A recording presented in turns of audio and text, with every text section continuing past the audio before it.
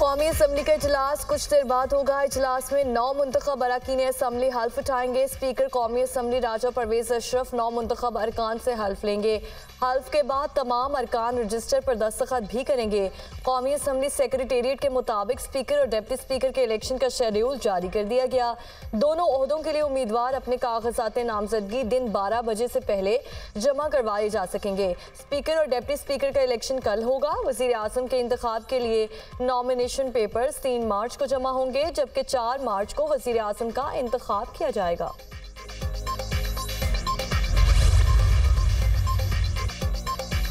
सदर मुमलिकत का कौमी असम्बली का इजलास बुलाने के लिए भेजी गई समरी के लबो लहजे और निगरान वज़ीर आज़म के इल्ज़ामात पर तहफ़्फ़ुज़ात का इजहार। निगरान वज़ीर आज़म ने समरी में नाकाबिले कबूल ज़बान इस्तेमाल की और बेबुनियाद इल्ज़ामात लगाए।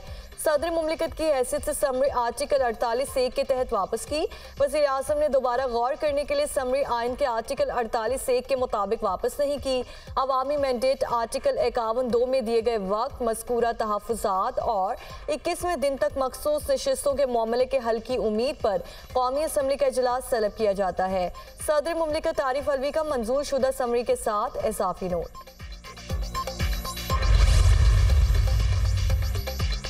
सियासत करो लेकिन पाकिस्तान और निज़ाम को खतरे में ना डालो, ऐसे लोगों से वास्ता पड़ा जिनकी जहनियत की आज तक समझ नहीं आती। नवाज शरीफ के नाम लिए बगैर मुखालिफिन पर वार, पता नहीं इन लोगों ने मुल्क से कौन सा बदला लिया। इस सारे खेल में और भी प्लेयर्स थे, वो पूरे 5 साल साजिशें करते रहे। नवाज शरीफ का पार्लिमानी पार्टी से खिताब। कायद मुस्लिम लीग नून ने शहबाज शरीफ को वज़ीर आज़म और सरदार अयाज सादिक को स्पीकर का उम्मीदवार नामजद कर दिया।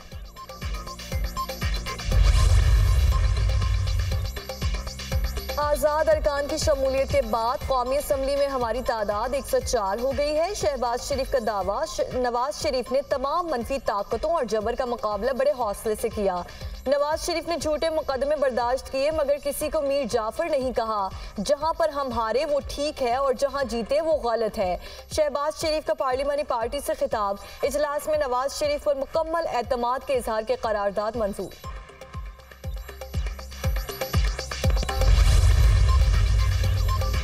तहरीक इंसाफ ने IMF को खत लिख दिया। खत बानी PTI की हिदायत पर रऊफ हसन ने लिखा, IMF को मुआहिदे से पहले पाकिस्तान के गैर यकीनी सूरत हाल पर गौर करने की अपील।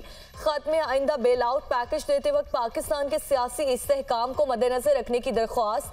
किसी बेल आउट पैकेज से कबल पाकिस्तान में सियासी इस्तेहकाम पर जोर दिया जाए। IMF से खत में मुतालिबा। खत में इंतखाबात में मुबैना धांधली के मुल्की मईशत पर असरात का भी जिक्र।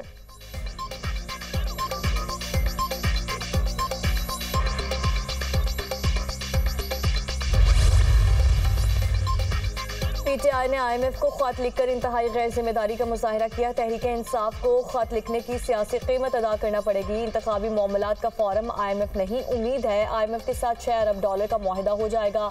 आने वाली हुकूमत के लिए ये मुआहिदा बहुत अहम होगा। निगरान वज़ीर आज़म अनवारुल्लाह काकड़ का निजी TV को इंटरव्यू।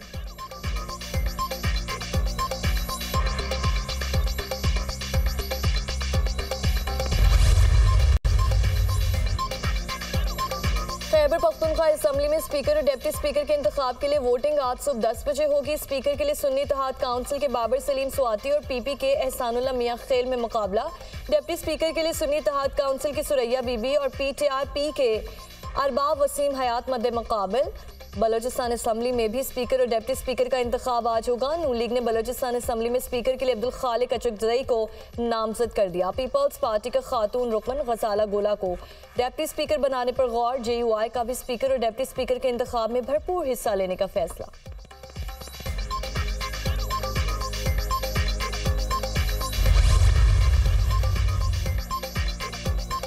पाकिस्तानी हुकूमत को फौरी मौशी सूरत हाल पर तवज्जो देना होगी। पाकिस्तान IMF और दीगर मालियाती इदारों के साथ काम जारी रखे। आइंदा कई माह की पॉलिसीज पाकिस्तानियों के मौशी इस्तेहकाम को बरकरार के लिए इंतहाई अहम होंगी। तर्जुमान अमरीकी महकमे खारजा मैथ्यू मिलर की प्रेस ब्रीफिंग।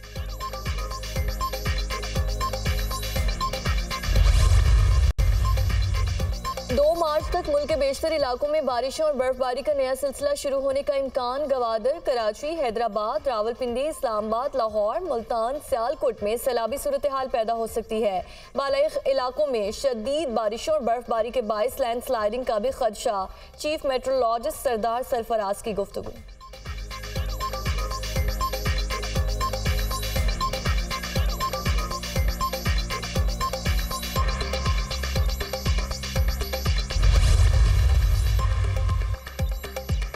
अमेरिकी सुप्रीम कोर्ट ने डोनाल्ड ट्रंप के खिलाफ मुकदमे के ट्रायल को रोक दिया। अदालत ने करार दिया कि केस हल होने में महीनों लग सकते हैं। अदालत केस की मजीद समाअत 22 अप्रैल को करेगी। इस दौरान किसी किस्म की कोई ट्रायल नहीं होगा। अमेरिकी सुप्रीम कोर्ट का हुक्म।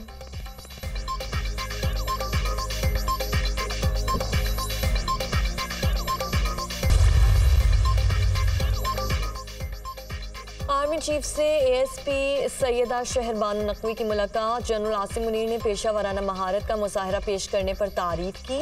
पाकिस्तानी खवातीन ने अपनी काबिलियत की वजह से खुद को मुमताज किया। जिंदगी के तमाम शोबों में पाकिस्तानी खवातीन अहम किरदार अदा कर रही हैं। तहफ़्फ़ुज़ात और शिकायत के हल के लिए कानूनी रास्ते मुयस्सर होते हुए कानून को हाथ में ना लिया जाए। आर्मी चीफ की गुफ्तगू।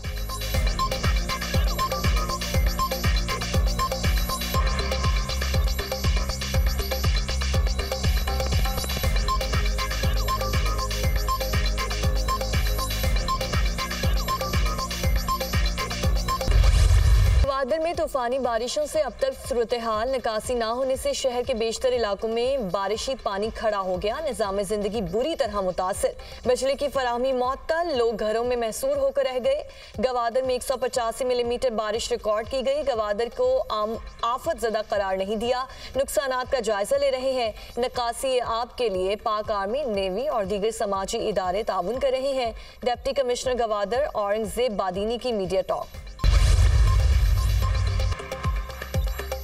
अमेरिकी सुप्रीम कोर्ट ने डोनाल्ड ट्रंप के खिलाफ मुकदमे के ट्रायल को रोक दिया। अदालत ने करार दिया है कि केस हल होने में महीनों लग सकते हैं। अदालत केस की मजीद समाअत 22 अप्रैल को करेगी।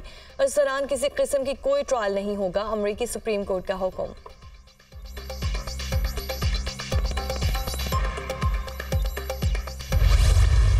गजा में सहूनी फोर्सेस की बर्बरियत जारी। रफा में रिहायशी मकामात पर बमबारी। शिमाली और जनूबी गजा पर भी बॉम्ब बरसा दिए। इसराइली फोर्सेस के अस्पतालों और इमदादी कारकुनों पर भी हमले।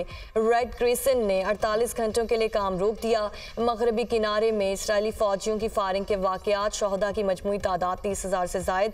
70,000 से जायद अफराद जख्मी हो चुके।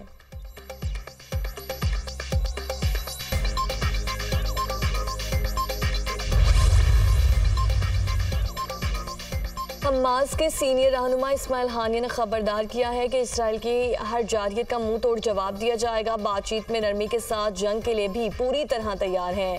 मुस्लिम दुनिया और पड़ोसी ममालिक की जिम्मेदारी है कि वो शिमाली गजा में कहत की इसराइली साजिश को रोकें। मस्जिद अक्सा का मुहासरा गजा के मुहासरे की तरह नाकाबिले कबूल है। इस्माइल हानिया का बयान।